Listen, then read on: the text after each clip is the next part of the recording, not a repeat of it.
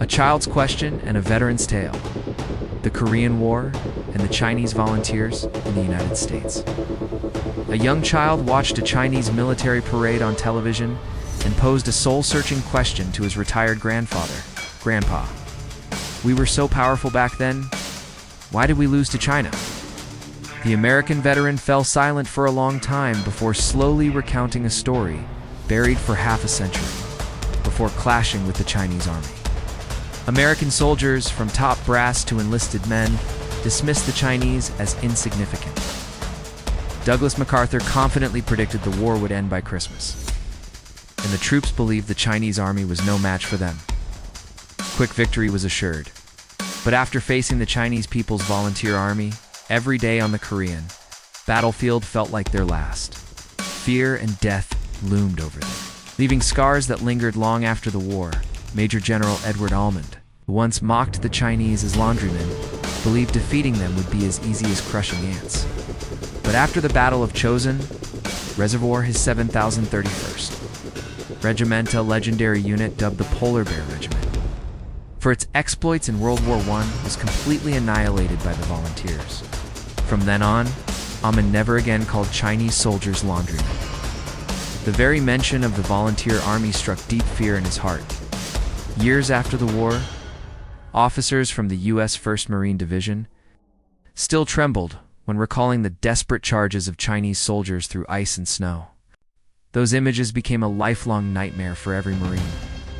During their retreat, when a war correspondent asked a soldier what he wanted most, the heavy reply was just one word: tomorrow.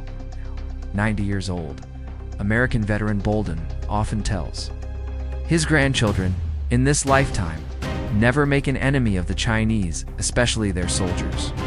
Reflecting on his experiences in Korea, he still considers his survival a miracle. "I'd rather fight the Japanese again than face the Chinese volunteers," he says, his voice trembling. The Japanese charged hysterically, but you could see fear in their eyes. The Chinese soldiers, though, covers his eyes with hands weathered by age. Their gaze was terrifying, like they were determined to drag you to hell with them. Recalling the brutal battle of Chipune, Bolden's throat tightens. He watched his comrades fall like harvested wheat, praying desperately to God to leave that hell alive. One day, as he quietly celebrated surviving another battle, the chilling sound of a charged trumpet echoed in the distance. Suddenly, Chinese volunteers emerged from the smoke like avengers from hell. American soldiers were terrified. Some dragged their rifles and fled, but one recruit nearly threw a live grenade into his own ranks in panic. What haunts Bolden most is the image of a Chinese soldier, his intestines trailing on the ground, crawling through blood-soaked snow to reach an American bunker. With his last strength, he detonated a grenade, his shattered flesh splattering onto U.S. troops. Several hardened soldiers vomited or collapsed, convulsing like epileptics. One of Bolden's machine gunner comrades confessed, "I can't take it anymore. Mowing down soldiers who aren't afraid to die is more terrifying than death itself. They don't fear sacrifice. They don't fear anything. I knew they'd eventually overrun us and tear me apart." Bolden still recalls the meaning of that moment. These weren't ordinary soldiers. They were death itself, moving. Bombers roared overhead, shells plowed the battlefield, yet when the charged trumpet sounded, Chinese figures emerged from the smoke. One fell, another picked up the rifle and charged again. Gaps torn by artillery were quickly filled by new soldiers. They crossed fire as effortlessly as walking through morning mist. Bolden believes if the Chinese had equipment equal to the Americans, the war might have ended much sooner. Colonel John Martin of the U.S. Army's 2nd Infantry Division, a Pacific War veteran, still speaks of the Korean War with disbelief. "For the first time in my life, I understood what invincible means. They might have been armed with outdated World War II rifles, but their spirit was equipped with the most advanced weapon in the world." Unlike the frenzied, suicidal Japanese, the Chinese charged with chilling calmness, as if death were merely a step toward their faith. General Matthew Ridgway's memoirs capture an even deeper shock. The chaotic retreat from Seoul and that bitter winter remains etched in his mind, highways clogged with fleeing trucks, soldiers abandoning rifles, scrambling onto any moving vehicle. There were no commanders, no discipline, only fear on every face. The West Point graduate admitted he couldn't control the collapse. The Chinese army's terror lay in their unpredictability. You never knew when or from where they'd strike. They could make an entire force vanish in the snow, only to reappear at the most critical moment. What moved Ridgway most was a small detail.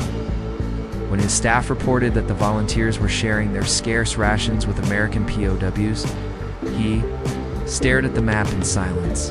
Honestly, he wrote, if it were me, keeping prisoners alive would be enough. But these men, starving themselves, upheld the Geneva Convention. Such an enemy, he concluded, deserved the respect of every soldier. He underlined heavily in his memoir, ruthless to themselves, fierce to their enemies, yet humane to their captives. This is likely the secret to their invincibility. Another veteran, Martin, shared a story with Chinese students called Chinese Soldiers, the Most Terrifying Enemies, but Also the Kindest People. That winter, his unit clashed with the volunteers across a road.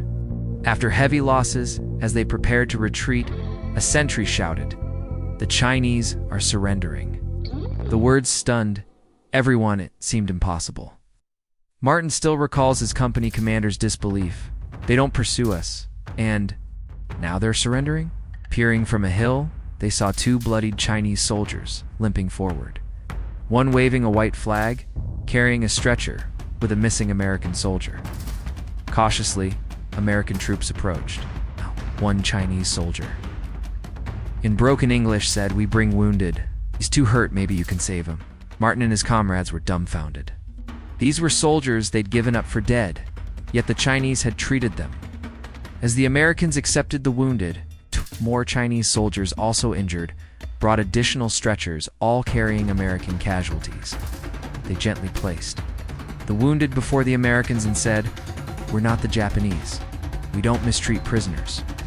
Watching their battered figures walk away, Martin was deeply moved. Asterisk from that moment, his unit's morale plummeted. The once hot-headed commander grew despondent, barely following orders. Soldiers began questioning why they were fighting so far from home, and whether they truly represented justice. Soon after, the commander returned home citing health issues. Martin, still serving, prayed he'd never face Chinese soldiers again. "After seeing them raise a white flag to return our wounded, I didn't want to fight anymore," he said. Looking at the Chinese students, he added loudly, "If America and China ever fight again, it's our leaders' fault." And this is the legacy of the Chinese People's Volunteer Army. They defeated the 17-nation coalition and earned their enemies' respect. Their victory secured decades of development for New China. Americans may not understand their courage, but a story from the Korean battlefield explains it. Writer Wei Wei saw a young Chinese soldier eating a mixture of fried flour and blood. When asked why, the soldier smiled and said, "Our Revolutionary Army isn't some monster. Our glory lies here.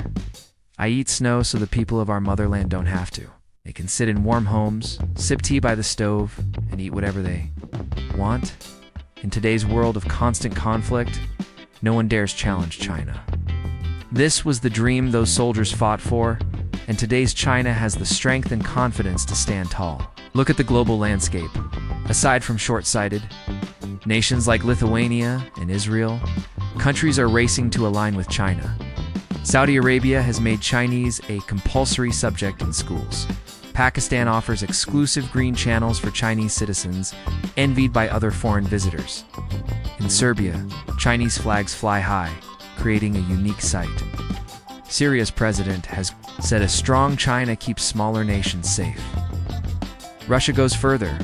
When Chinese tourists in Moscow encountered Putin, his bodyguards initially kept them at a distance until they heard hello in Chinese.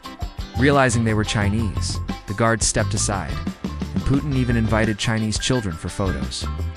Who else but Chinese tourists could share such a moment with a president? Asterisk, please remember to like, subscribe to the channel, and turn on notifications to watch the latest videos. Bye, and see you in the next video.